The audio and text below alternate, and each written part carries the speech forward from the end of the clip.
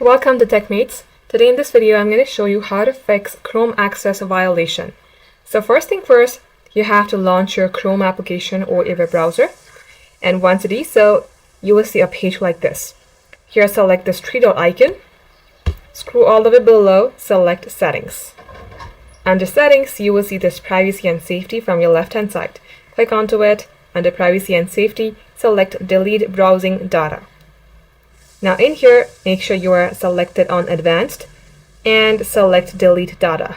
You can also select all these here, but also be noted if you delete these, your history might also be deleted and all of your saved sign-ins. But this is important if you would like to simply reset your Chrome and clear the cache. Go ahead, delete the data.